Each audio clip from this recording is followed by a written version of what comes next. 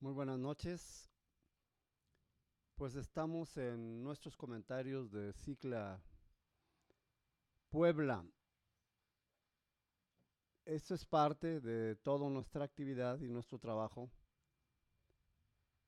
Y ahora, bueno, las campañas han arrancado. Tenemos ya todo un conjunto de informaciones y de actividades propias de, pues ya de la vida política, del trabajo electoral propiamente dicho. Y claro está, pues es parte pues de toda la necesidad que tenemos de comunicarnos con todos los poblanos, con todos los compañeros universitarios, con todos los compañeros eh, Facebook, facebookeros. Y bueno, pues estamos en esta actividad. Bien, pues vamos a empezar como siempre con nuestras estadísticas del Sistema de Información Clasificada y vamos a comentar ya lo que puede llamarse el conjunto de necesidades que el Estado de Puebla tiene y que va a tener que enfrentar el próximo gobernador. Supongo que estoy hablando de un hombre evidentemente, como van las encuestas, la disputa y pues, los porcentajes para cada uno de los contendientes, pues sigue Andrés Manuel López Obrador con un porcentaje altísimo. Ya a estas alturas es muy difícil decir que puede ser alcanzado por otro de los contendientes.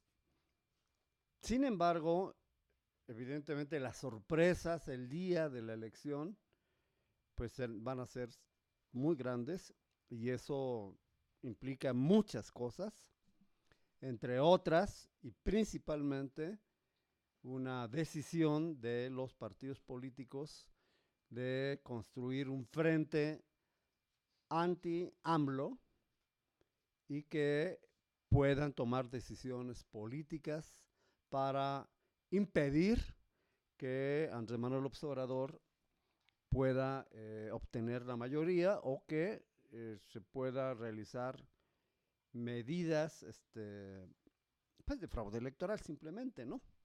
Bien, pues vamos a la estadística de las 8 columnas del Sistema de Información Clasificada.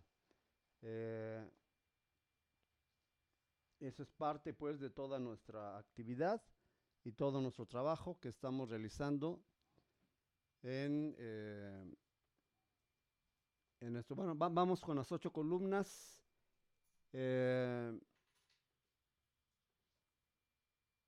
No sé si estén viendo en su pantalla las 8 columnas de el Sistema de Información Clasificada. hemos capturado un sinnúmero de notas y corresponden al sistema político 589 notas. Obviamente es una barra muy grande en relación con la que continúa, que es economía, que solamente tiene 67 notas. Es verdaderamente muy pocos las notas que corresponden a economía. Después sigue educación con 50 notas, derechos humanos también con 50 notas. Y bueno, la diferencia es pues muy grande. Sigue municipios con 44 notas, iglesias y laboral con 6 notas. Y bueno, tenemos aquí ecología, deportes, salud, ya con muy pocas notas. Pero la distancia entre el sistema político y economía pues es muy...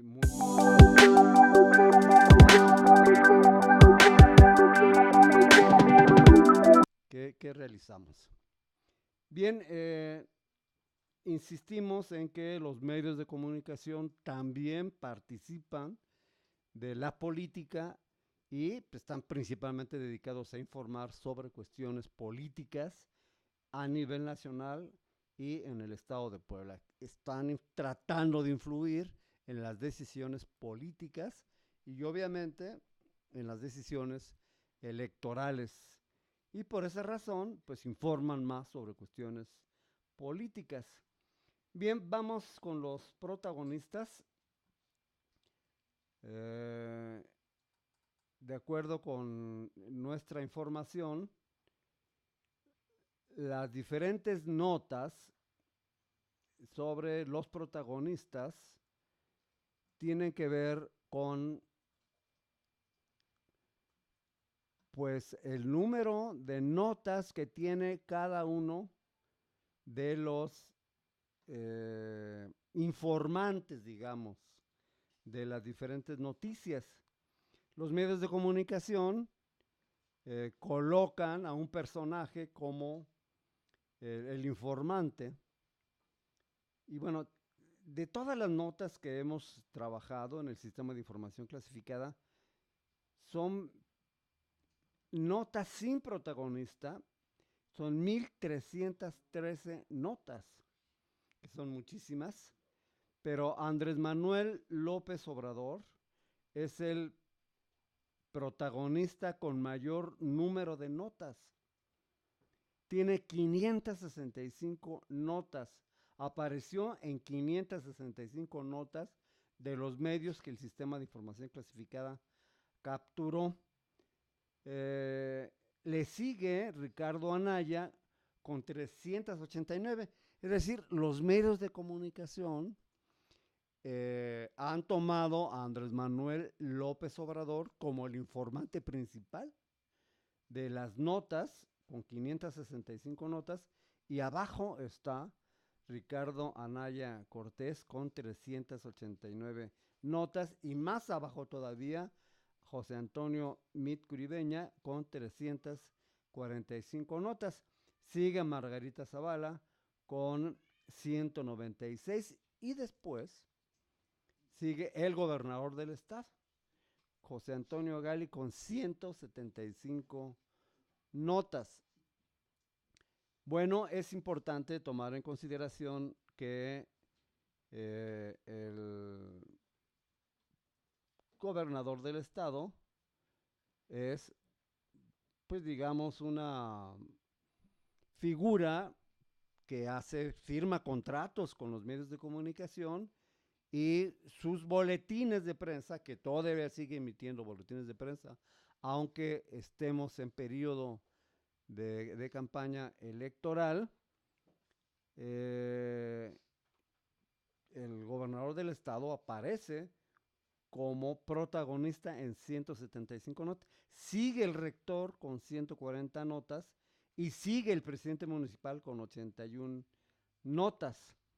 Después sigue el Bronco con otro de los candidatos a presidente de la República, candidato independiente, con 66 notas, e inmediatamente después sigue Luis Miguel Barbosa, el candidato de Morena, con 61 notas. Sigue el presidente de la República y después Enrique Peña Nieto y después Alejandra Barrales con 53 notas, Claudia Sheinbaum con 53 notas y ya más abajo con 51 notas Marta Erika Alonso. Sigue Alejandro Armenta, Juan Carlos Lastiri, Jaime Rodríguez Calderón, Nancy de la Sierra, Miquel Arriola Peñalosa con 39 notas y mucho más abajo, vamos a ver hasta, bueno, pues casi no aparece, ando buscando a el otro candidato gobernador, pues no aparece, a Enrique Doher Guerrero, no, pues no aparece, está muy, muy abajo, pues simplemente está muy abajo. No aparece, los medios de comunicación parece que no han tomado en consideración a Enrique Doher como una persona que pueda informar algo en los medios de comunicación. Bien, pues entonces, insistimos, dentro del cuadro de los protagonistas, Andrés Manuel López Obrador está en primer lugar, seguido de Ricardo Anaya y José Antonio Meade, y posteriormente Margarita Zavala, y de los candidatos a gobernador del estado está en primer lugar Miguel Barbosa y posteriormente Marta Erika Alonso.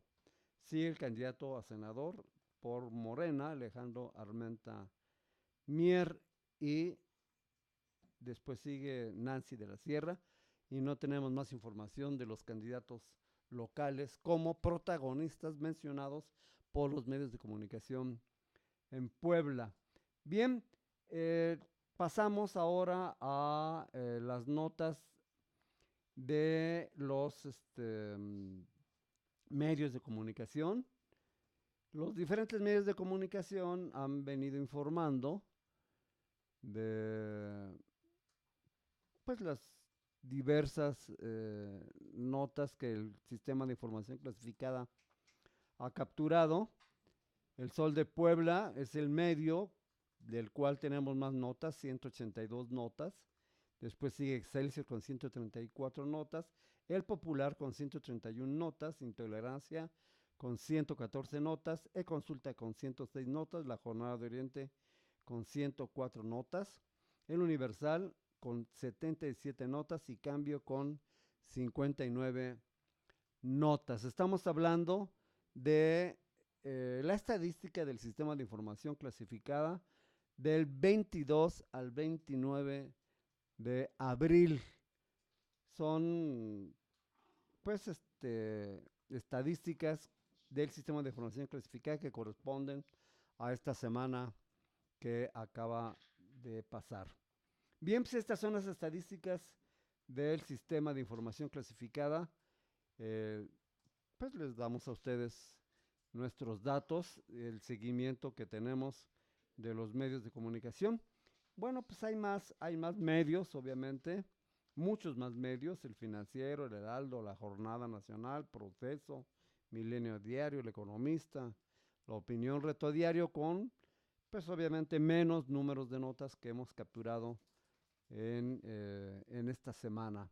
Pero bueno, los primeros con más notas son los que hemos mencionado: El Sol de Puebla, Excelsior, El Popular, Intolerancia, Consulta, La Jornada de Oriente.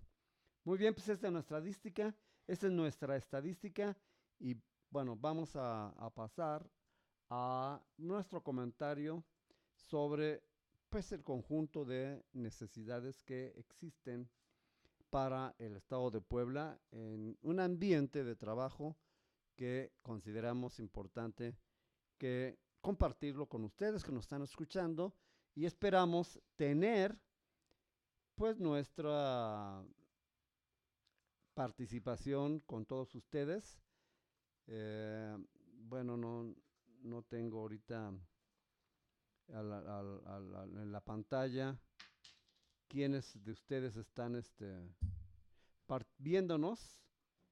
No forma parte, pues, no estoy viendo ahorita en la pantalla esto. Vamos a ver si me aparece. Bueno, no tengo suerte, pero en fin. Bien, entonces vamos a pasar a la educación inicial y hacer nuestro comentario. Vamos a un corte e inmediatamente después pasamos a nuestro comentario y a partir de ahí pues ya saludaremos a quienes nos están comentando.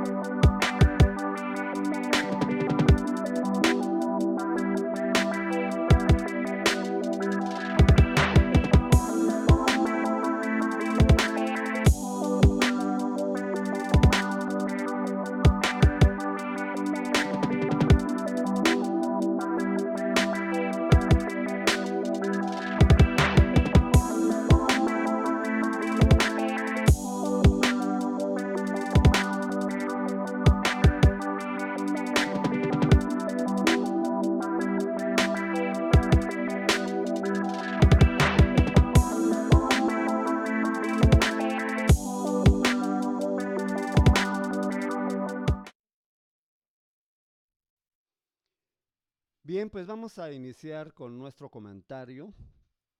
Hay varios hechos importantes que han sucedido en esta semana y valdría la pena platicar sobre ellos, pero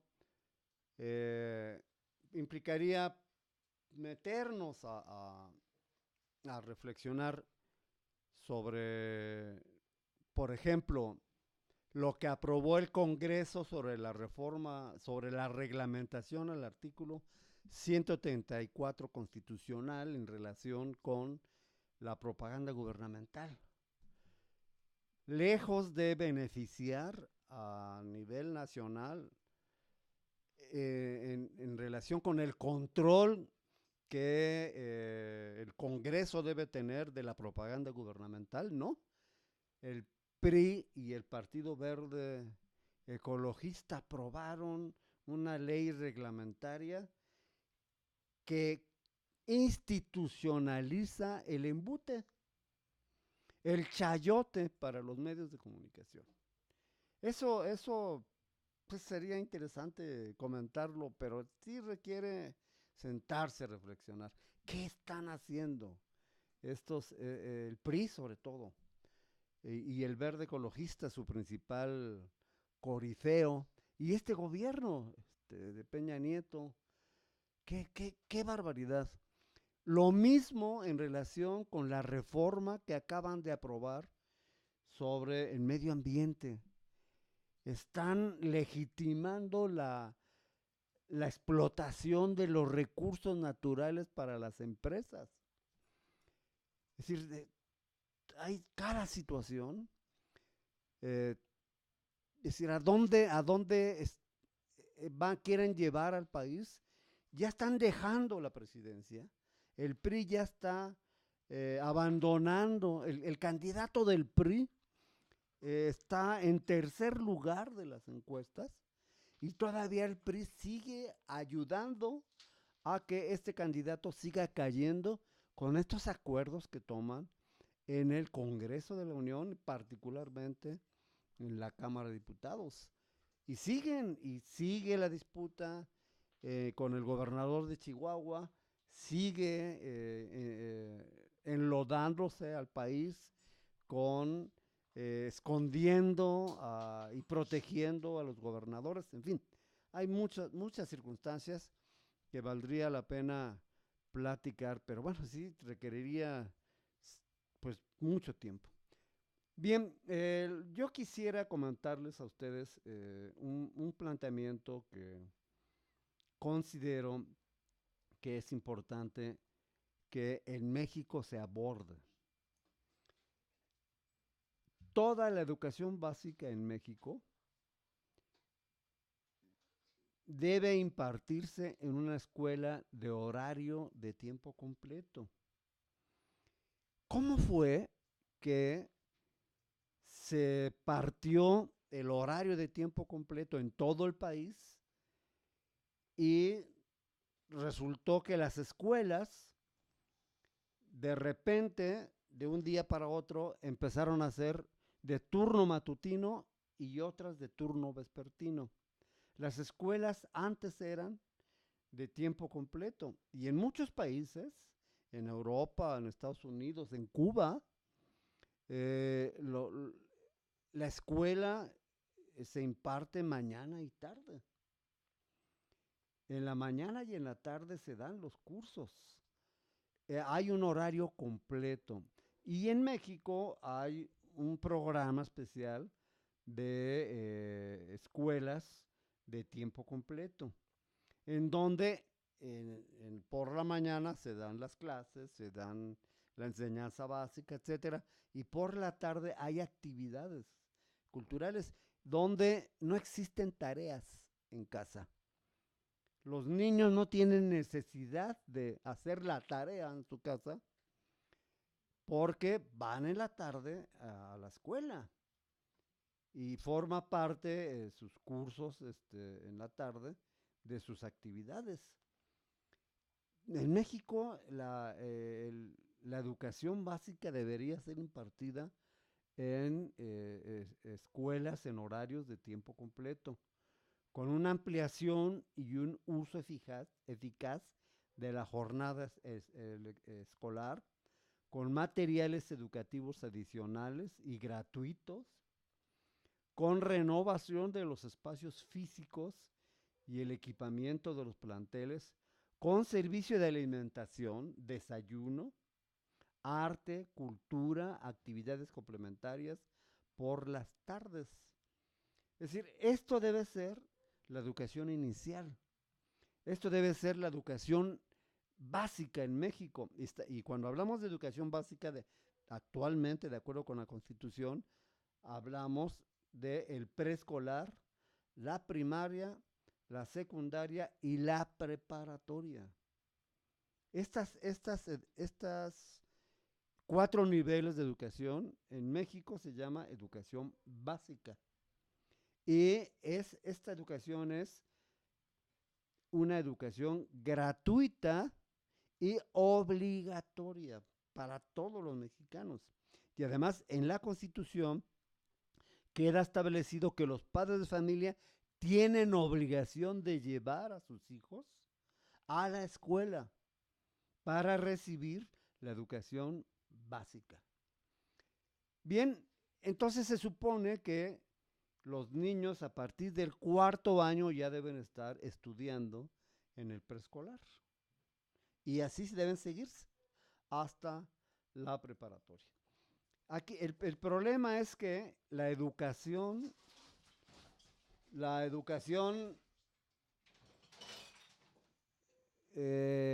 preparatoria en México es una educación que recientemente se acaba de incorporar como educación básica. Y esta incorporación fue resultado de un retroceso porque se quitó la preparatoria como educación obligatoria y gratuita, que estaba antes. Carlos Arenas de Gortari específicamente quitó a la preparatoria como educación básica y también quitó a la educación, la licenciatura como una educación que imparte el Estado. Porque la Constitución decía con mucha claridad que toda educación que imparta el Estado debería ser gratuita, toda. Y Carlos Salinas de Gortari quitó el bachillerato como una educación que imparta el Estado y inició todo un proceso de privatización del bachillerato. Ya posteriormente hubo una reforma constitucional y ya se recuperó el carácter obligatorio y gratuito del bachillerato. Sin embargo, la educación superior se le quitó esta figura de una educación impartida por el Estado. Y actualmente simplemente cuando se planteó el tema de la constitucionalización de la autonomía universitaria, sí se elevó a rango constitucional de que las universidades deben ser autónomas, se quitó la figura de que la licenciatura fuera un nivel de educación impartido por el Estado y por tanto se le quitó el carácter de gratuita. Esto es algo que hay que recuperar. Toda educación que imparte el Estado debe ser gratuita. Y las universidades autónomas son prácticamente universidades que financia el Estado, porque están subsidiadas las universidades autónomas por el gobierno federal y los gobiernos estatales. Y entonces, claro está, pues hay que elevar a las universidades como un nivel de enseñanza que impartan las universidades y que debe ser gratuita. Esta parte de la educación es un elemento clave que debería, bueno, es parte de los elementos que estamos discutiendo. Todavía en el 2003 hubo varias iniciativas que intentaron incorporar a la educación superior como una educación gratuita. Sin embargo, no prosperó. Y hay que volver a insistir en esta dinámica. Bien, pero también tenemos que incorporar como una educación básica lo que se llama la educación inicial. La educación inicial, vamos a hablar de lo siguiente. 35,000 niños de 0 a 4 años de edad pierden la vida anualmente en México por causas que se pueden prevenir. De ese total, alrededor del 80%, unos 28,000 niños fallecen en el primer año de vida. Tenemos actualmente 40.2 millones de niños de 0 a 17 años, que es el 35% de la población en México. De los 4 millones de niños están fuera de la escuela. 4.42 millones, es decir, el 11%, están en pobreza extrema y 2.5 millones de niños trabajan. Es decir, ¿qué pasa con estos niños de 0 a 4 años? Estamos hablando de todos estos niños. Para el 2011 se atendían 1 millón, casi 2 millones, 1.954.000 niños de 0 a 3 años. 6.723.110, es decir, el 54.8% de niños es la población de menores pobre que están en Chiapas, en Oaxaca, en Puebla y en Guerrero. Es decir, los estados que tienen más niños pobres son estos.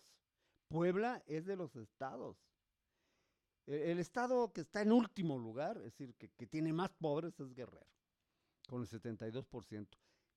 Arribita está Puebla con el 73.2%, y después Oaxaca con el 73.8% y Chiapas. Es decir, son los estados donde hay más niños pobres, población menor muy pobre. Y bueno, la cobertura en educación de 3 años es de 43.5%, de 4 años de 89.8% y de 5 años de 85.3%.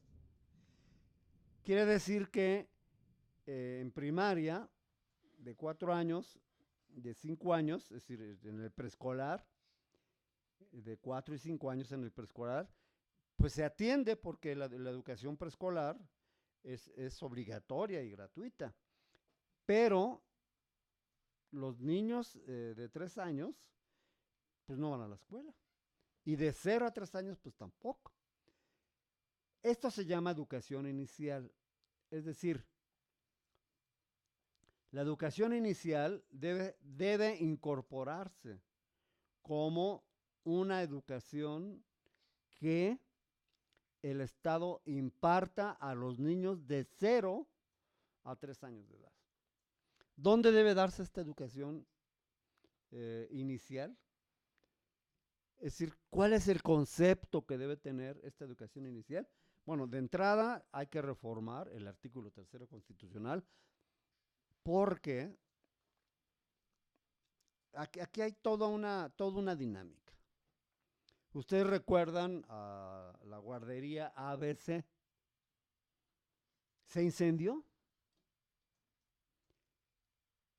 Murieron muchos niños. ¿Cuál es el concepto de esa guardería? Eso. Un lugar donde se guardan a los niños. Bueno, son las llamadas estancias infantiles.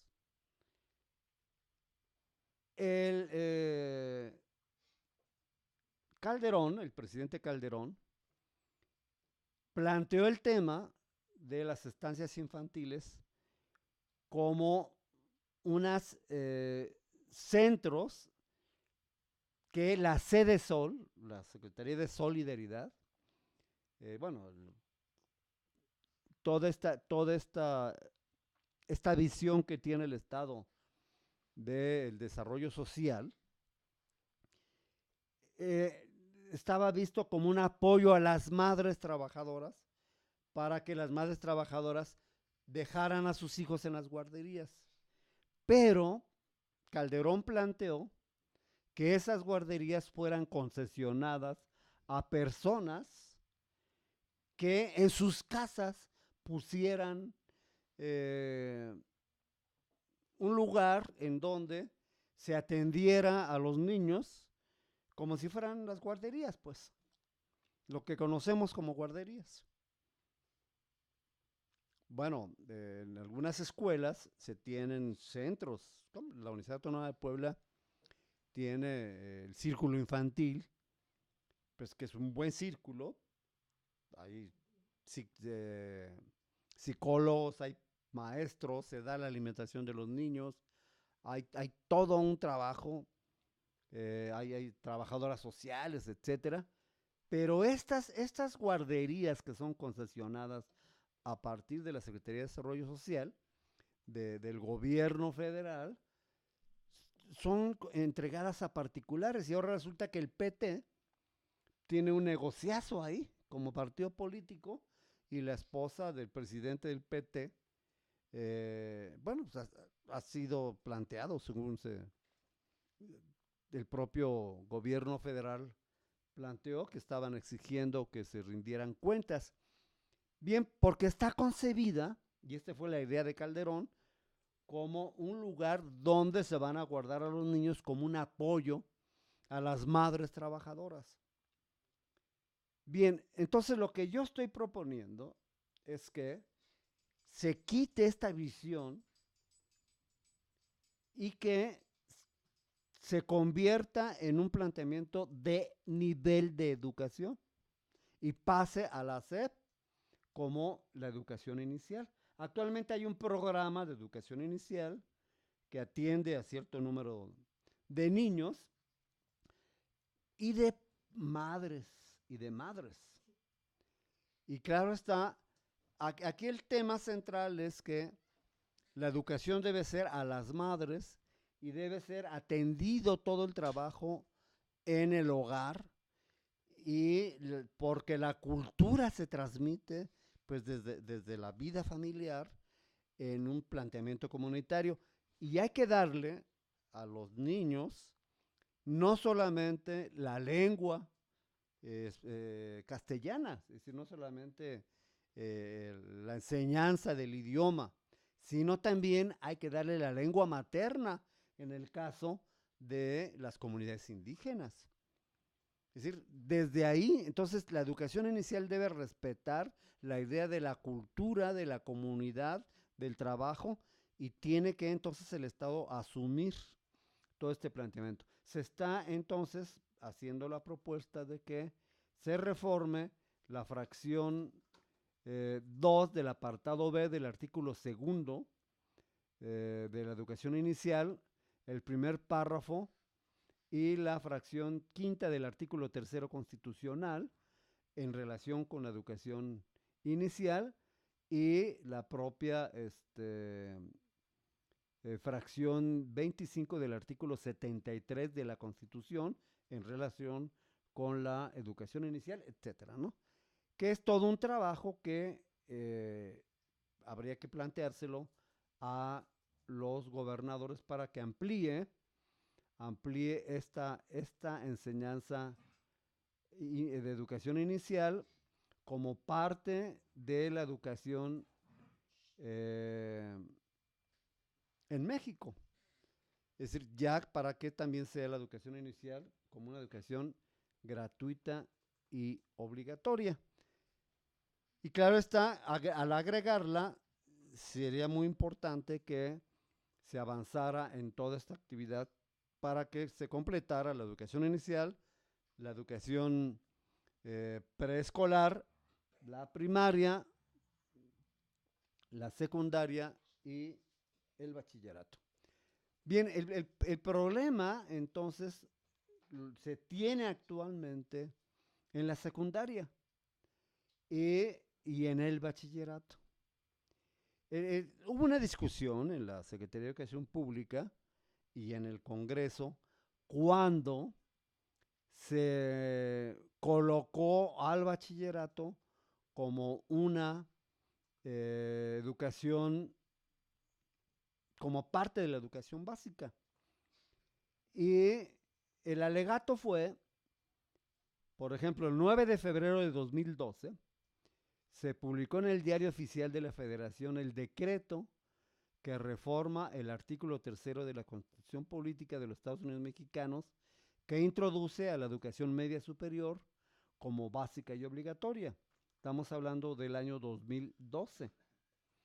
Y la idea que se introdujo en esta reforma al artículo tercero constitucional es lograr la cobertura total en el ciclo escolar 2021-2022. Es decir, que no se aceptara a todos los estudiantes que solicitaran su ingreso a la preparatoria y que no hubiera rechazados y que el Estado tuviera la obligación de darle estudio de bachillerato a todos los jóvenes en México para el 2022. Esto obligaba a la federación y a las entidades en los estados a impulsar presupuestos plurianuales que aseguraran a largo plazo pues toda la infraestructura, etcétera, ¿no? Bien, entonces el tema fue que la Auditoría Superior de la Federación reveló en el informe de la cuenta pública de 2010 que no se podía cumplir esta meta de que en el 2022 se cubriera el 100% de la cobertura en el bachillerato, sino que esta, de acuerdo con la Auditoría Superior de la Federación, se iba a cumplir hasta el 2043. Y hasta entonces se podría alcanzar la cobertura universal en bachillerato, lo que implicaba un retraso de 22 años. Entonces, esta meta que implicó la reforma al bachillerato, de tener la cobertura del 100%, ya revisó la Auditoría Superior de la Federación y dijo, pues como vamos, no se va a cumplir esta meta. ¿Cuál era entonces el problema? ¿Dónde estuvo el tema, no? El 9 de octubre de 2012 se publicó en la Gaceta Parlamentaria de la Cámara de Diputados un comunicado de la Secretaría de Educación Pública. En ese documento se dijo, el documento se llamó Efectos de la Declaración de la Obligatoriedad de la Educación Media Superior en la demanda futura por servicios educativos presupuestarios.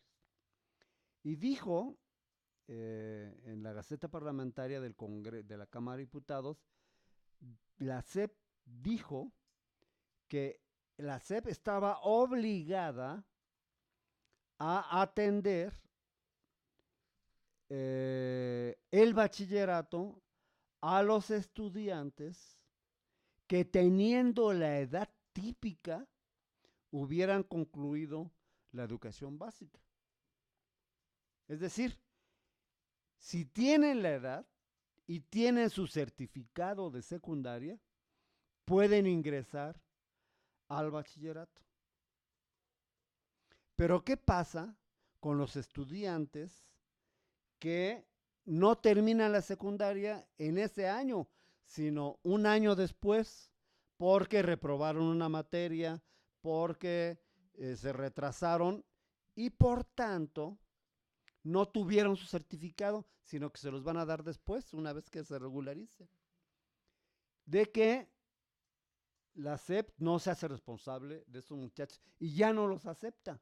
Si se atrasan 1, 2 o 3 años, ya no los aceptan y los mandan a educación para adultos. Entonces, esos muy jóvenes que no salen de la secundaria, la propia SEP dice que el número de estudiantes que no terminan por diversas causas la secundaria son aproximadamente 1,5 millones de estudiantes. La población que no fue absorbida por la educación media superior para el ciclo escolar 2008-2009, que era una cobertura de 62.3%, es de 2.4 millones de jóvenes en edad de cursar la educación media superior y que no lo estaban haciendo. Fíjense, 2.4 millones de jóvenes que están en edad para entrar al bachillerato y que no estaban entrando al bachillerato. La población de 15 a 17 años que se matricula fue del 53.2%, es decir, no estaban asistiendo 3 millones de jóvenes que deberían haber recibido educación preparatoria. Y aparte, los que sí se pudieron inscribir, hay 600,000 jóvenes que desertan de preparatoria. Entonces estamos hablando de 3 millones de jóvenes de entre 15 y 17 años, más 600,000 que desertan, que no están recibiendo educación preparatoria. ¿Qué hace la SEP? Simplemente como no tiene la edad, no los aceptan y los rechazan. Entonces, los egresados de secundaria con su certificado de estudios fueron 1,5 millones y otro 1,5 millones no fueron absorbidos porque no terminaron su secundaria y otros 3 millones que desertaron de la enseñanza media superior, pues estamos hablando de 5 millones de estudiantes que no entraron, no recibieron el bachillerato. Entonces, es responsabilidad de la SEP que no hayan terminado, de que la cobertura en la secundaria no se resuelva y que la eficiencia terminal de la secundaria esté por los suelos. Entonces, la responsabilidad de la SEP sobre la eficiencia terminal de la enseñanza secundaria y de la media superior de jóvenes que no pudieron obtener certificado de secundaria y de preparatoria. Estos 5 millones de jóvenes, exactamente esos 5 millones son los ninis. 6,5 millones de jóvenes que no estudian y por los cuales la SEP simplemente se desatiende porque supuestamente no tienen la edad, no tienen el certificado y ya no los quieren aceptar porque ya no corresponden a la edad que supuestamente la SEP los puede absorber y los mandan a educación para adultos. Y educación para adultos tiene un presupuesto tan raquítico que simplemente no les dan cupo, no los forman y ya no los aceptan en las. Eso es una responsabilidad de la SEP terrible, terrible.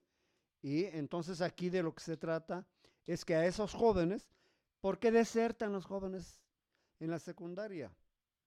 ¿Por qué no pasan a la preparatoria? Gran parte de los problemas son por razones de carácter económico.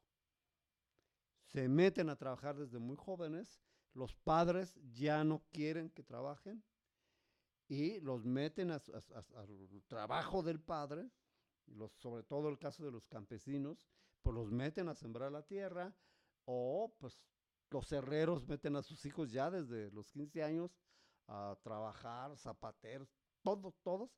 Y entonces, si becáramos a estos muchachos, como está proponiéndose el asunto, si becáramos a todos estos muchachos para que no tengan problemas de carácter económico, ellos podrían continuar sin ningún problema.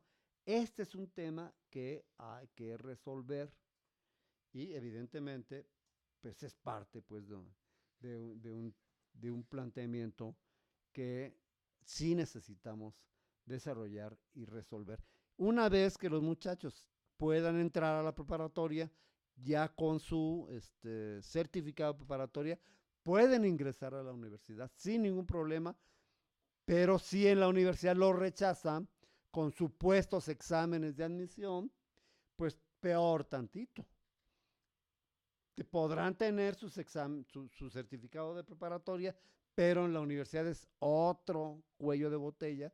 Y entonces, evidentemente, el tema consiste en que la cobertura del 100% continúe después de la preparatoria y que en la universidad también sean aceptados en una cobertura del 100% y tiene que cubrirse esta otra cobertura.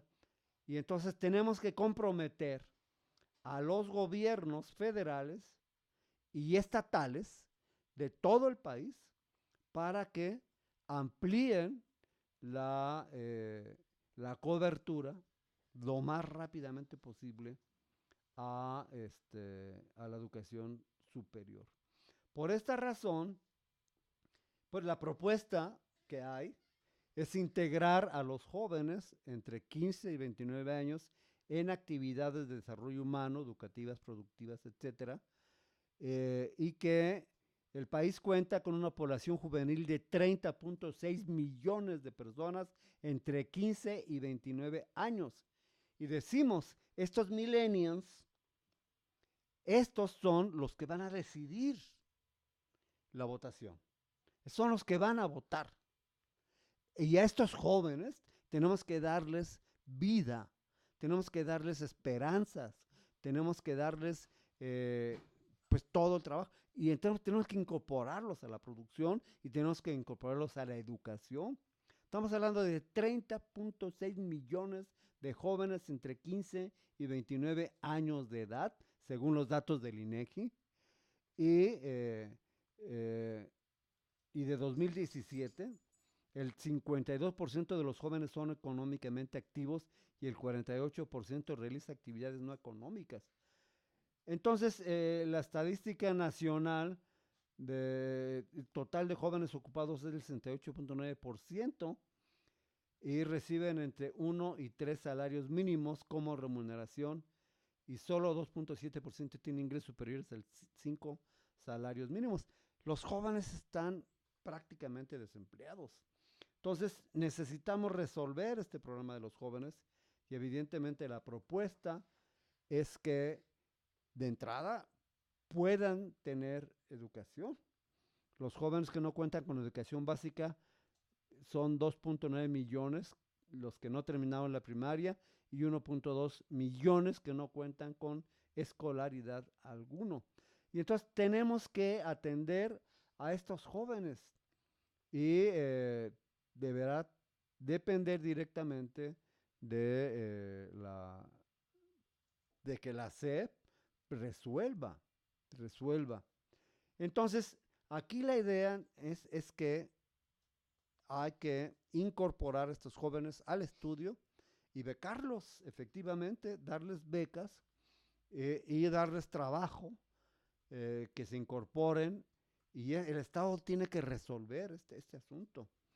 El programa, estamos hablando de presupuestos, eh, se ha calculado 108 mil millones de pesos eh, para becar y darles trabajo a todos estos jóvenes, 1 o 2 salarios mínimos, y estos son cosas que sí se pueden resolver, evidentemente. Jóvenes becarios de educación superior vinculados con el servicio público, 50,000 estudiantes menores de 30 años como becarios en el servicio público, con formación en ingeniería química, en relaciones 300,000 jóvenes para asegurar su ingreso a la educación media superior y becas para medio ambiente y agropecuarios, 300,000 jóvenes rechazados de universidades con una beca de 29,000 pesos anuales que implica un salario mínimo mensual y 2,300,000 desempleados. Si les damos 1.5 salarios mínimos mensuales, pues estos jóvenes podrían sin ningún problema. ¿Cuál es el concepto? Pues los jóvenes, su trabajo es estudiar. Ese es el tema. Y entonces hay que becarlos, hay que darles una beca, hay que darles un salario, efectivamente. Y este asunto del servicio social, del trabajo productivo, ellos pueden empezar a estar trabajando y devengar con sus actividades, pues el costo de la beca, etcétera, darle todo es decir, hay que modificar entonces el concepto. Y bueno, de entrada, entonces tenemos que pedirle a los gobernadores, por ejemplo, los gobernadores de los estados, el gobierno federal aporta a las universidades públicas un subsidio y los gobiernos de los estados también aportan a las universidades públicas un subsidio ordinario y extraordinario. Hay un financiamiento público de la educación superior en México y estamos hablando de que las 34 universidades públicas estatales van del 10% al 52%, es decir, los gobiernos de los estados, hay algunos gobiernos que aportan el 10% del financiamiento público y la federación aporta el 90%.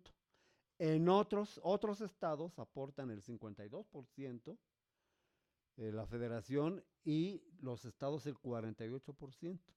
Por ejemplo, eh, la Universidad Autónoma de Baja California aporta el 40% del estado y el 50%, eh, más o menos el 50% del estado y el 50% de la federación.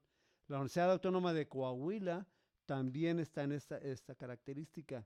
La Universidad Autónoma del Estado de México también, el 50% de la federación y el 50% el estado. La Universidad Autónoma de la Universidad de Sonora y el Instituto Tecnológico de Sonora también, 50% de la federación y 50% el estado. La Universidad Juárez de Tabasco tiene el 60% de la federación y 40% el estado. La Universidad de Tamaulipas también 60-40 y la Universidad Veracruzana y de Quintana Roo también desde 2005 tienen el 60 y el 40%. La Universidad Autónoma de Puebla, entonces, ¿cuánto aporta? Resulta que hay pues diversos mecanismos. Por ejemplo, en el presupuesto de egresos de la Universidad Autónoma de Puebla para 2018, recibe la UAP 6.280 millones, 814 mil pesos. 4.000 millones los recibe del gobierno federal y 1.900 del gobierno del estado. Es decir, el gobierno del estado está aportando el 32%. ¿Por qué no aporta el 50% el gobierno del estado? Es decir, esto implicaría que el gobierno del estado tiene que duplicar su presupuesto para llegar al 50%. Bueno, la UAP tuvo para 2018, va a tener supuestamente 287 millones de ingresos propios. Bueno, tiene fondo de jubilaciones y pensiones que asciende a 1.918 millones de pesos. Bien, para el 2017, el gobierno del estado aportaba el 31% y la federación el 64%. Y para el 2016, el gobierno del estado aportaba el 33% y la federación aportaba el resto. Es decir, ¿por qué no aporta el gobierno del estado el 50%? Bueno, Moreno Valle, pues visitó la UAP, participó en los informes del rector. Es decir, bueno, pues que aumenten los subsidios. Lo mismo Mario Marín, ¿no? Egresado de la UAP, de la Preparatoria Popular Emiliano Zapata. Pues que aumenten los subsidios los gobernadores. Entonces necesitamos pedirle al próximo gobernador que aumente el subsidio de la UAP al 50% y que esos recursos se dediquen para incrementar la matrícula.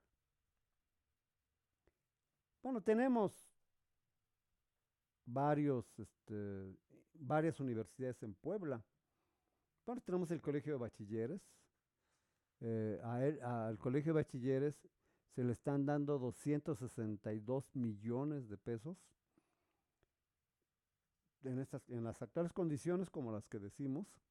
El Colegio de Estudios Científicos y Tecnológicos, el Instituto Tecnológico de Puebla, recibe 79 millones de subsidio.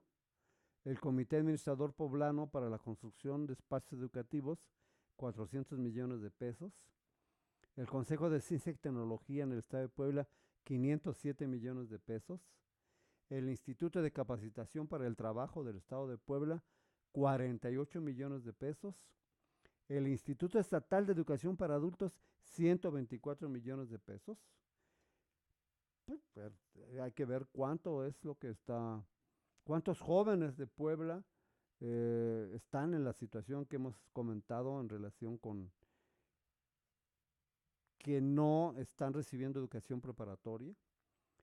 El Instituto de Estudio Tecnológico Superior de Acatlán de Osorio, de Atlisco, de Ciudad Cerdán, de Huachinango, de la Sierra de Ajalpan, de, del norte de Puebla, de Libres, de Texmelucan, de Tepeaca, de Tepequi, de Teziutlán, reciben eh, algunas cantidades, es decir, toda la educación superior de Puebla tiene que abrir sus puertas y, junto con la UAP, resolver el problema del 100% de la cobertura para los jóvenes que necesitan estudiar. Y entonces debe el gobierno del estado de resolver el problema de la educación superior. Entonces nuestra propuesta es que se pongan la meta de abrir la matrícula al 100% de cobertura para la preparatoria y para la educación superior. Y esta va a ser la propuesta que le tenemos que hacer a los candidatos a gobernador del estado de Puebla para ya en estos días. Entonces, esta es la propuesta que nosotros tenemos. Bueno, yo en particular, yo soy universitario, soy integrante de la Universidad Autónoma de Puebla, tengo una plaza de investigador de tiempo completo y creo que todos mis compañeros en la universidad deberían exigirle a los candidatos a gobernador que resuelva el problema de la cobertura y que a nivel nacional se resuelva este asunto.